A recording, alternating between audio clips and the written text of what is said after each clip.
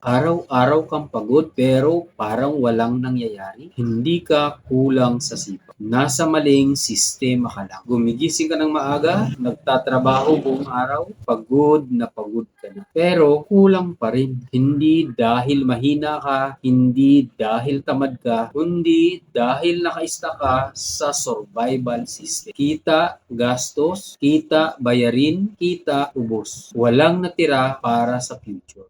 At habang tumatagal, hindi lang pera ang nauubos. Pati lakas mo, pati pag-asa mo. Ito yung hindi sinasabi sa atin. Hindi sapat ang sipag, kundi mali ang sistema. Kung gusto mong umangat sa buhay, huwag mo lang dagdagan ang effort. Baguhin mo ang sistema ng ginagalawan. I-follow mo ako, mag-like, leave a comment, and share. Kung nagustuhan mo ang On This series, add to favorite. See you in the next upload.